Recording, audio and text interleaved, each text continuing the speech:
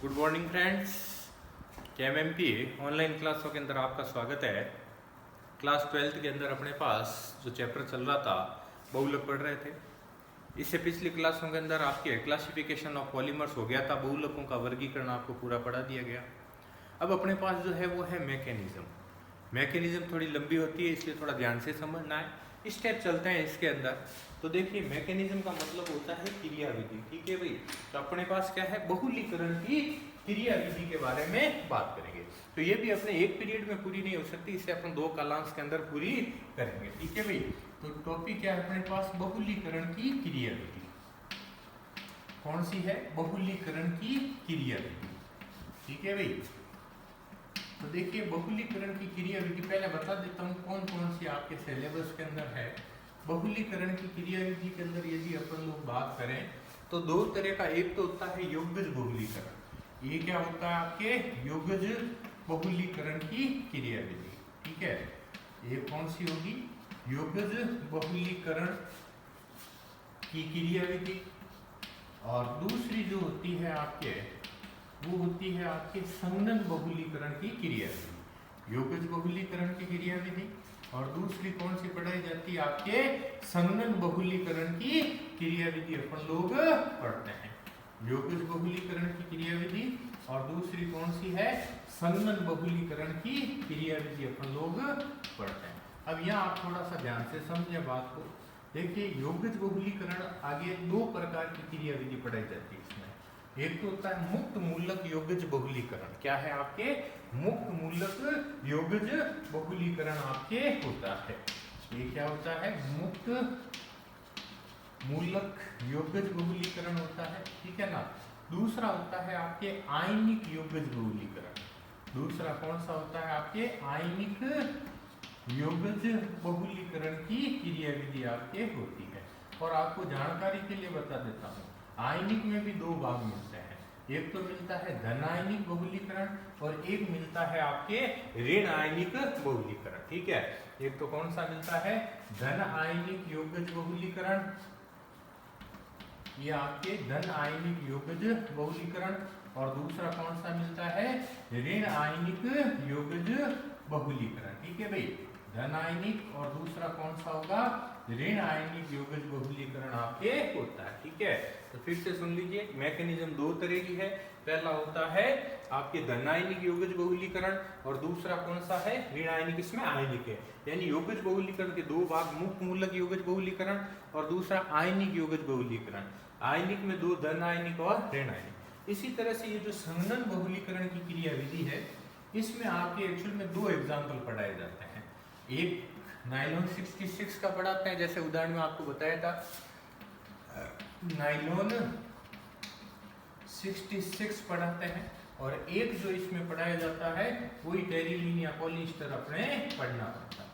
ठीक है भाई, 2 एग्जाम्पल है। तो देखिए बहुत लंबा हो जाता है क्वेश्चन, इसलिए जो मैं है आपके है, एक तो मुक्त मूलक योगज बहुलीकरण बता दूंगा पूरा, धन आयनिक बता दूंगा, ऋण आयनिक सेम होता है, और एक इसमें एग्जाम्पल नाइलॉन 66 का आपको बता दूंगा। ठीक है भाई, तो ये अपने पास क्या है, बहुलीकरण की मैकेनिज्म होती है, क्रियाविधि होती है। तो आज अपने पास जो अपन शुरू करेंगे वो योगज बहुलीकरण की क्रियाविधि आपको बताऊंगा।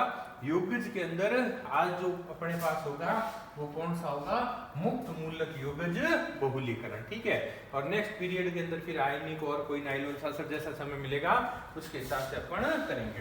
तो अपना टॉपिक कौन सा बन रहा है भाई, मुक्त मूलक योगज बहुलीकरण। मुक्त मूलक योगज बहुलीकरण के बारे में अपन लोग बात कर रहे हैं। ठीक है भाई, तो ये मुक्त मूलक योगज बहुलीकरण।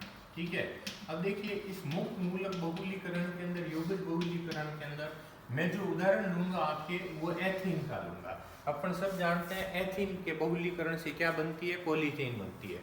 ठीक है, अब ये जो एथीन का बहुलीकरण है ये para ऑक्साइड या पर ऑक्सी अम्लों की उपस्थिति में होता है। ठीक है, एग्जाम्पल कौन सा कहा मैंने एग्जाम्पल कहा है एथीन का बहुलीकरण। कौन सा कहा आपके, एथीन का क्या है, बहुलीकरण के बारे में अपन लोग बात करेंगे। तो एथीन का बहुलीकरण किसकी उपस्थिति में कहा मैंने, para ऑक्साइड या पर ऑक्सी अम्लों की उपस्थिति में अपन करा सकते हैं। para ऑक्साइड या पर ऑक्सी अम्लों की उपस्थिति में अपने को क्या करवाना है, बहुलीकरण करवाना, पर ऑक्सी अम्लों की उपस्थिति में बहुलीकरण करवाना। ठीक है, अब एक बात बताता हूं, देखिए चाहे मुक्त मूलक यौगिक बहुलीकरण हो चाहे आयनिक हो, ठीक है भाई, इन सब में क्या होते हैं, 3 चरण चलते हैं। क्या चलते हैं, 3 चरण। वो 3 चरण कौन से हैं, सबसे पहला होता है श्रृंखला प्रारंभिक पद। ठीक है, पहला कौन सा होगा, श्रृंखला प्रारंभिक पद होगा। दूसरा होता है श्रृंखला संचरण पद और तीसरा होता है श्रृंखला समापन पद। ठीक है, फिर से सुनिए, 3 पद कौन कौन से होते हैं। सबसे पहला कौन सा होता है, श्रृंखला प्रारंभिक पद, यानी श्रृंखला को प्रारंभ करना है। दूसरा पद कौन सा मिलता है, श्रृंखला संचरण, श्रृंखला को आगे बढ़ाना है। और उसके बाद में तीसरा पद कौन सा मिलेगा अपने पास में, तीसरा पद आपके मिलता है श्रृंखला समापन पद, अपन लोग पढ़ते हैं। ठीक है भाई, तो सबसे पहली बात करते हैं श्रृंखला प्रारंभिक पद की। सबसे पहले किसकी बात करते हैं, श्रृंखला प्रारंभिक पद की। ये श्रृंखला प्रारंभिक पद, देखिए इस पद के अंदर क्या होता है, para ऑक्साइडों का अपघटन होता है। ठीक है, ये para ऑक्साइड आपकी क्या है, ROR। ठीक है, इस para ऑक्साइड का अपघटन होता है, जिसके फलस्वरूप क्या बनता है, मुक्त मूलक बनता है। जैसे ये 2RO, ठीक है भाई, O पे क्या आ जाएगी, बिंदी। बिंदी का मतलब ये मुक्त मूलक को बताता है। तो para ऑक्साइड का अपघटन हुआ, जिसके फलस्वरूप क्या बना, मुक्त मूलक बना। क्या बना, मुक्त मूलक आपके बनता। अब मेरी बात को आगे ध्यान से सुनना, इस पद में क्या होता है, ये जो मुक्त मूलक बना है ना आपका, ये RO। ठीक है, इससे क्या होगा, एकलक इकाई, जैसे एथीन की एक पॉलीथीन की एकलक इकाई कौन सी होती है, एथीन। ये मान लीजिए इससे क्या जुड़ जाएगी, ये क्या है, एकलक इकाई जुड़ जाती है। ये इससे क्या हो जाएगी, आपके एकलक इकाई जुड़ जाती है। फिर से सुनिए, para ऑक्साइड का अपघटन हुआ, क्या बना, मुक्त मूलक बना। इस मुक्त मूलक से ये क्या जुड़ी, एथीन जुड़ा, एकलक इकाई जुड़ा, तो क्या बनता है, मुक्त मूलक एकलक अणु बनता है। ये RO, ये CH2, ये CH2, और ये मुक्त मूलक जो है ये लास्ट वाले कार्बन पर आपके आ जाता है। ये पहला पद हो जाता है श्रृंखला प्रारंभिक। बस यही ध्यान रखना, बाकी तो आगे इजी स्टेप होते हैं। तो पहला पद कौन सा हो गया, श्रृंखला प्रारंभिक पद आपके हो जाता है। फिर से सुनिए, इस पद में क्या होता है, इस पद में para ऑक्साइड का अपघटन होता है, मुक्त मूलक बनता है। ये मुक्त मूलक एकलक अणु से जुड़कर, एकलक इकाई से जुड़कर क्या बनाता है, मुक्त मूलक एकलक अणु बनाता है। क्या बनाता है, मुक्त मूलक एकलक अणु का निर्माण करता है। ठीक है भाई, यहाँ तक ये क्या बन गया, मुक्त मूलक एकलक अणु आपके बन जाता है। ठीक है भाई, तो ये श्रृंखला प्रारंभिक पद। दूसरा पद जो आता है वो आता है श्रृंखला संचरण पद। दूसरा कौन सा आता है, श्रृंखला संचरण पद। ये दूसरा पद कौन सा आएगा, श्रृंखला संचरण पद आपके आता है। अब श्रृंखला संचरण पद में क्या होगा बेटे, कि ये जो श्रृंखला प्रारंभिक पद में मुक्त मूलक एकलक अणु बनाना, इसमें आगे और एकलक इकाइयां जुड़ती जाएगी। जैसे ये मान लीजिए आपके R, ये O, ये CH2, ये CH2, ये मुक्त मूलक एकलक अणु हो गया आपके। इसमें फिर मान लीजिए ये एकलक इकाई जुड़ गई, CH2 double bond CH2, ethene जुड़ गया। जोड़ते रहो, आगे से आगे जोड़ोगे तो क्या होगा, आपके बिंदी लास्ट वाले कार्बन पर दे देनी।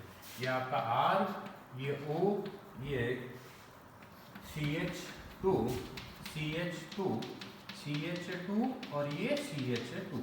इस तरह से ये श्रृंखला आपके बढ़ती जाएगी। आप चाहो तो इसमें और इकाई जोड़ दो। चलो मैं यहाँ लिख रहा हूँ, इसमें और इकाई जोड़ रहा हूँ। ये आपके RO, ये CH2, ये CH2, CH2, ये CH2। ठीक है भाई, ये आपके ये श्रृंखला, इसमें फिर एकलक अणु जोड़िए। ये मान लीजिए कर लो, फिर एकलक अणु जोड़ देते हैं, CH2, CH2 डबल। ठीक है भाई, और श्रृंखला बड़ी होती जाएगी। अब इस तरह से ये श्रृंखला क्या होती है, जब तक एकलक अणु मौजूद रहता है श्रृंखला चलती जाती है। तो अपन इसको यूं करते हैं, ये आपके R, ये O, ये CH2, ये यहाँ लिख देता हूँ CH2, CH2 ये क्या करते हैं अपन n देके ये CH2 और ये CH2 पे क्या दे देते हैं, बिंदी दे देते हैं। n का मतलब और अणु क्या होते जाएंगे, जुड़ते इसके अंदर जाएंगे। इस तरह से श्रृंखला क्या होती जाती है, लंबी होती जाती है। श्रृंखला क्या होती जाती है, लंबी आपके होती जाती है। 2 बार 3 बार 4 बार n लिख दिया, n का मतलब श्रृंखला क्या होती जाएगी, लंबी आपके होती जाएगी। तो पहला पद तो हो गया श्रृंखला प्रारंभिक पद, ठीक है भाई। दूसरा पद हो गया श्रृंखला संचरण पद, और तीसरा पद होता है श्रृंखला समापन पद। तीसरा पद कौन सा होता है, श्रृंखला समापन पद होता है, ठीक है भाई। और तीसरा पद श्रृंखला समापन पद।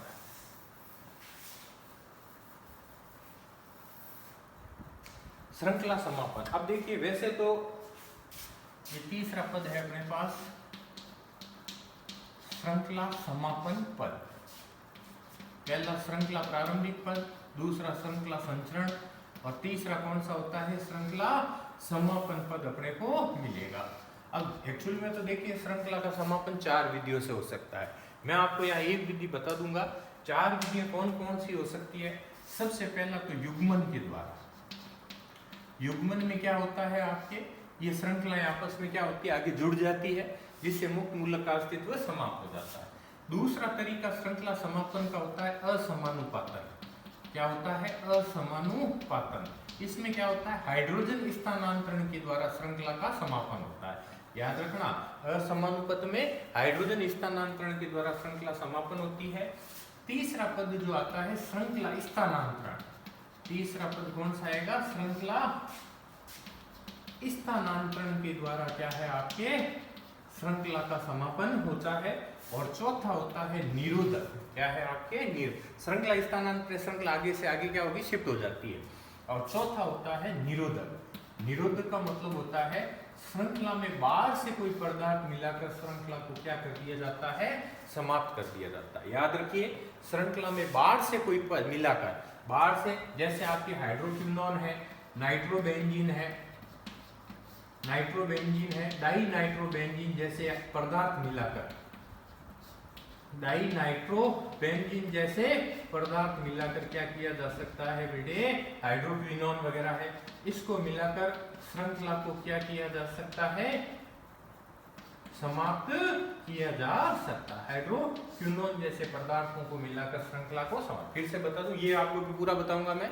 युग्मन के द्वारा श्रृंखला समाप्त करते हैं।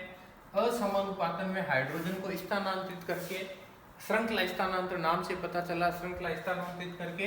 और निरोधक का मतलब बाहर से कोई पदार्थ मिलाकर श्रृंखला को समाप्त। मैं यहाँ पर ये जो श्रृंखला है आपको किसके द्वारा, युग्मन के द्वारा इस श्रृंखला को क्या कर रहा हूँ, समाप्त कर रहा हूँ, ठीक है भाई।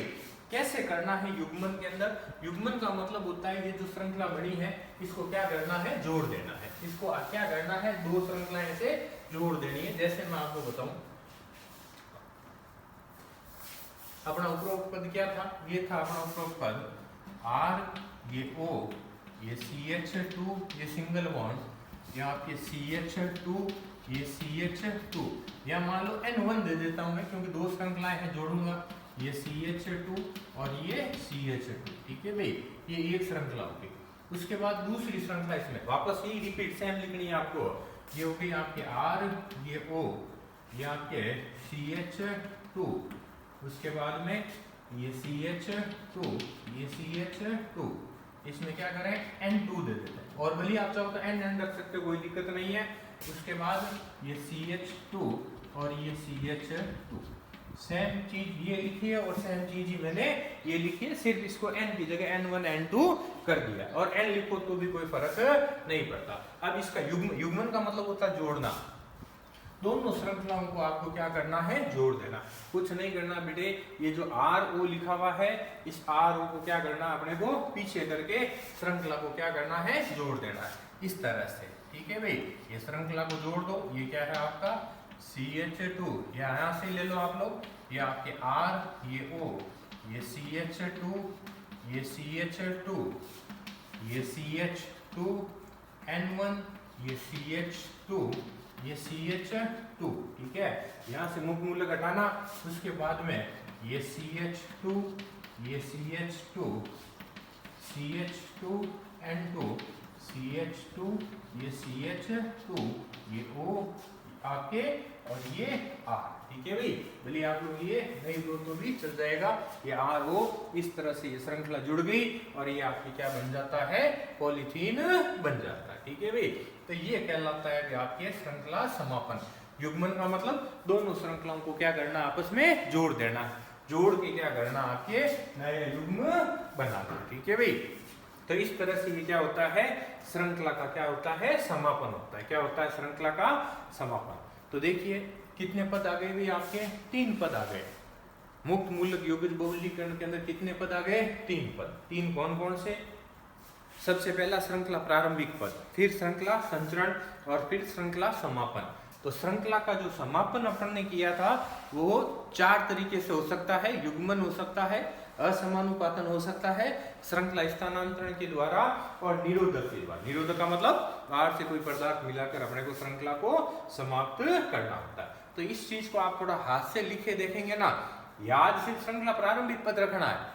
पराउत्सेचक का अपघटन किया, मुक्त मूलक बना, मुक्त मूलक में एकलक अणु जोड़ा, क्या बना, मुक्त मूलक एकलक अणु, उसमें फिर आप एकलक इकाइयां जोड़ते जाइए, बड़ी श्रृंखला बनती जाएगी। और जब एकलक अणु समाप्त हो जाएगा तो आपकी श्रृंखला का संचरण समाप्त होकर फिर श्रृंखला समापन की बात होगी। इस तरह से ये आपकी श्रृंखला का अपन लोग क्या करते हैं, समापन करते हैं। तो ये कहलाती है आपके मुक्त मूलक योगज बहुलीकरण, ठीक है। आज से लिख के देखना पड़ेगा मैकेनिज्म को, एक बार अच्छी तरह से देखिए, उसके बाद आप इसको आज से लिख के देखिए ताकि आपको ये याद हो जाए, ठीक है भाई। अब इसके अंदर जो सेकंड पोर्शन आपको बताया गया था वो बताया गया था आयनिक। कौन सा बताया गया था, आयनिक आपके बताया गया। तो आयनिक योगज बहुलीकरण 2 तरह से था, धन आयनिक, ऋण आयनिक था, जो आपको क्या है अगली कालांश के अंदर आपको बताऊंगा। तो इसको अच्छी तरह से आप पढ़ें, हाथ से लिखें, देखें, ठीक है भाई। तो ये आपका मुक्त मूलक योगज बहुलीकरण हो जाता है। धन्यवाद।